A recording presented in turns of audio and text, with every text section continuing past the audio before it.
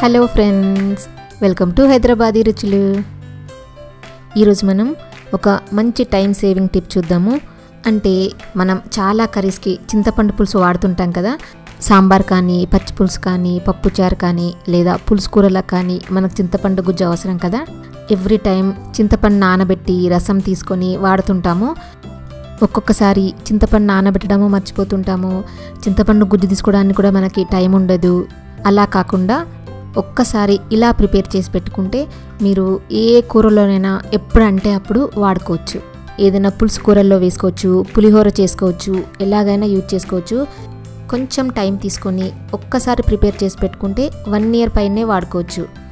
ఫ్రిడ్జ్లో పెట్టుకున్నాము అంటే 2 years కూడా వాడుకోవచ్చు. దీనికోసం నేను ఇక్కడ 1/2 kg చింతపండు తీసుకున్నాను. ఈ చింతపండుని క్లీన్ చేసి పెట్టుకోవాలి. అంటే దీంట్లోంచి నారలు కానీ లేదా గింజలు, పిక్కలు లాంటివి అన్నీ తీసేయాలి. ఇవన్నీ ఉంటే గ్రైండ్ చేసుకున్నప్పుడు ప్రాబ్లం అవుతుంది. అందుకని నీట్గా గింజలు లాంటివి ఏమీ లేకుండా చూసుకోవాలి. మనం 1/2 kg చింతపండు తీసుకున్నాం కదా, దానికి 1 kg టమాటాలు తీసుకోవాలి. వీటిని ఇలా ముక్కలుగా కట్ చేసుకొని పెట్టుకోవాలి. చింతపండు గుజ్జు నిల్వ ఉండడానికి 1/2 kg సాల్ట్ తీసుకోవాలి. నేను ఇక్కడ దొడ్డుప్పు తీసుకున్నాను. మీరు మీ దగ్గర ఉన్న సాల్ట్ ఏదైనా తీసుకోవచ్చు. ముందుగా మనం క్లీన్ చేసి పెట్టుకున్న చింతపండుని కడుక్కోవాలి. అంటే ఎక్కువగా కడగకూడదు. మామూలు వాటర్లో వేసుకొని పైన ఉన్న డస్ట్ మాత్రం పొయ్యేలాగా కడుక్కుంటే సరిపోతుంది. నానబెట్టాల్సిన అవసరం లేదు.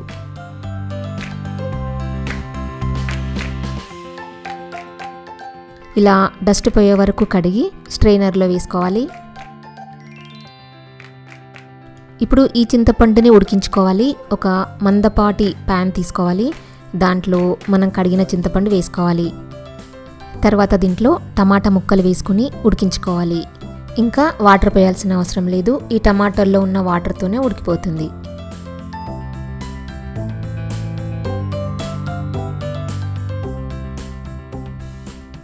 దీంట్లో మనం తీసుకున్న 1/2 kg సాల్ట్ వేసుకోవాలి. 1/2 kg సాల్ట్ కంపల్సరీ వేసుకోవాలి. ఎందుకంటే ఈ గుజ్జు నిల్వ ఉండాలి కదా. బాగా కలుపుకోవాలి. దీన్ని కలుపుకుంటూ ఉడికించుకోవాలి. స్టవ్ మీడియం ఫ్లేమ్లో పెట్టుకొని మాత్రమే ఉడికించుకోవాలి. అస్సలు మాడిపోనివ్వద్దు. టమాటాలు బాగా సాఫ్ట్గా అయ్యే వరకు ఉడికించుకోవాలి. కలుపుకుంటూనే ఉడికించుకోవాలి. ఇది ఒక్కసారి చేసి పెట్టుకుంటే మనకి ఎంత కన్వీనియంట్గా ఉంటుందంటే సాంబార్లో వేసుకోవచ్చు, కాకరకాయ పులుసు, బెండకాయ పులుసు, దొండకాయ పులుసు, మీరు ఏదైనా చేసుకోండి. దేంట్లోకైనా వాడుకోవచ్చు. చాలా మంచి టేస్ట్ ఉంటుంది. మనం టమాటాలు కూడా వాడుతున్నాం కాబట్టి చింతపండు కూడా ఎక్కువ పట్టదు. మనకి ఇప్పుడు సీజన్ కదా, టమాటాలు చాలా తక్కువ కాస్ట్లో దొరుకుతాయి. కొత్త చింతపండు కూడా వస్తుంది. టమాటాలు చింతపండుతో చేసి పెట్టుకోండి. మీరు 1 to 2 years వరకు వాడుకోవచ్చు. ఇదిగోండి, టమాటాలు సాఫ్ట్గా అయినట్టు కనిపిస్తుంది కదా. ఇప్పుడు దీన్ని బాగా చల్లారనివ్వాలి.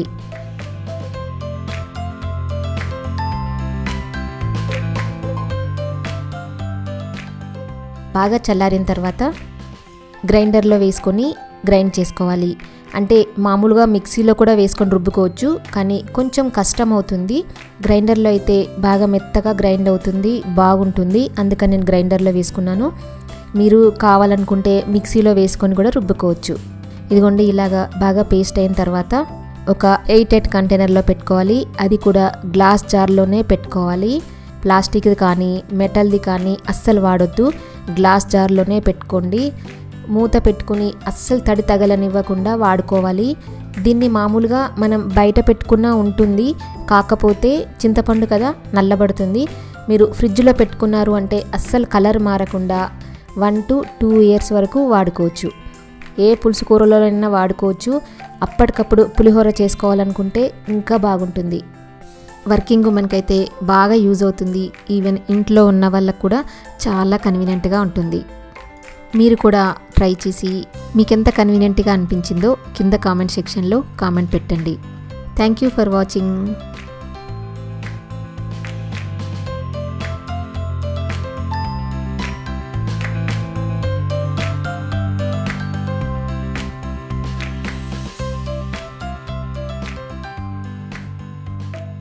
ఈ వీడియో మీకు నచ్చినట్టయితే కింద లైక్ బటన్ కనిపిస్తుంది కదా, ప్రెస్ చేసి ఫ్రెండ్స్ అందరికీ షేర్ చేయండి.